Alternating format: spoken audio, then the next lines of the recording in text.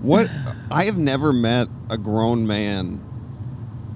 Grown could be debated, but a grown man that likes eggnog as much as you do. Where did it come from? Well, part of it is just straight up, it's a addiction, like mentality, because I don't smoke cigarettes anymore. I don't drink alcohol anymore, and nicotine and sugar and fat and caffeine, not nicotine, caffeine, sugar, fat, eggnog, all together, a little bit hot. It just gives me like almost as close to a cigarette feeling as I've ever had in my life. There's nothing wrong with any of that stuff.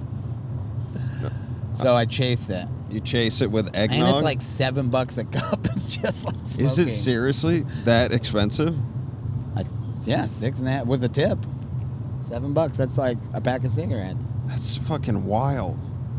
But is there espresso in it? Yeah, I do 2 shots of espresso. Did you think it was really cum? God, you were gullible. I know you like it. Classic Taylor. He loves some You only go to Starbucks? Did you not know those little mom and pop coffee stands give you cum shots? Those bikini baristas serve all kinds of stuff. It's fucking out of control. This podcast took a turn. We jumped around from sick a little bit, but what, like... And it's that kind of humor. That's why they put me in charge of this contest. Yeah. You guys got this. Go out there. But... Maybe make a cum coffee joke? Anyways, good luck. How many fucking videos have you gone through?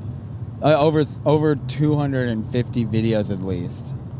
And that I watched. There's probably, I know there are comics that watch this podcast and listen to us and subscribe wherever they're rating and reviewing us. Right.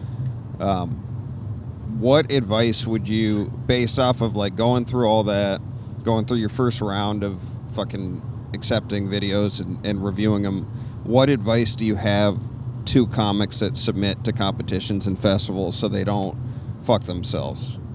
It's so funny to be on the other side of this, but high quality footage, good angle, see your face.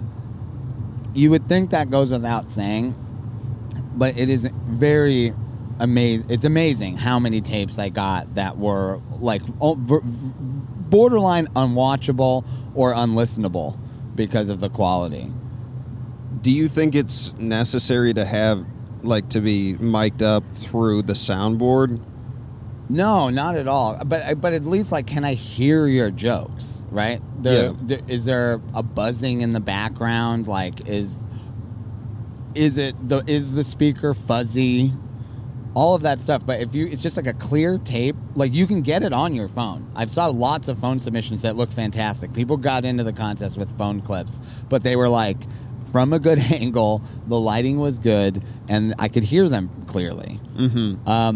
On outside of that, first 2 minutes have to be like pretty strong, because if it's meandery or you're talking about the room, how you guys doing, that kind of stuff, you might lose somebody who's watching it and has to go through 300 tapes if you don't actually get into material within the first 2 minutes, and especially if you don't start doing well within the first 2 minutes. So you kind of got to open pretty strong, something original. If you open with like a I look like this meets a that type of joke, there's a lot of people open with jokes. Your joke might be really good, but I'm watching a lot of submission videos. When I hear kind of like a very common opening, it definitely like brings my expectations down quite a bit.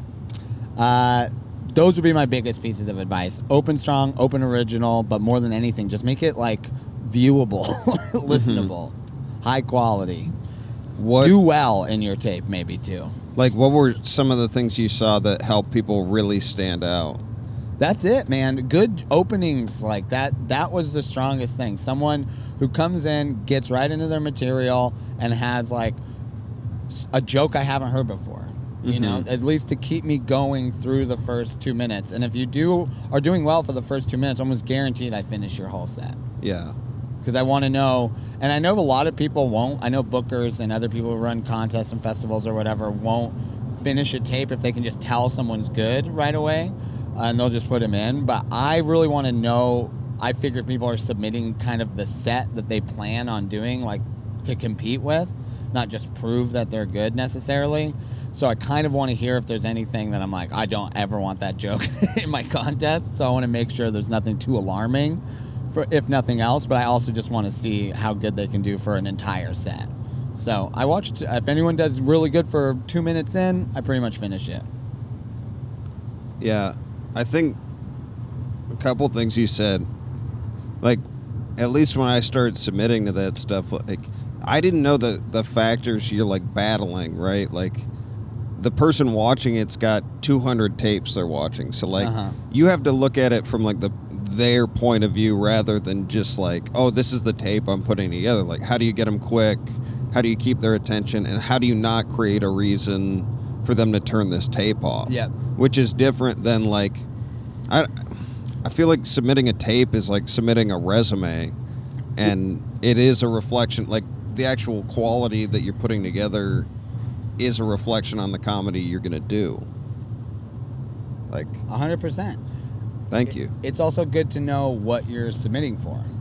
So if you're submitting for a contest or something specific, they might be looking for something different than just like a hot 7 minutes. So know what you're submitting for so you can submit the best tape possible. I will also say I'm very much aware of how hard it is to get a good tape before you start even doing the road or featuring or anything like that. Like, most comedians are in the, like, bottom 90% essentially of it's open micers, guest sets, hosts, and, like, young features. That's who submits to festivals and contests and stuff for the most part.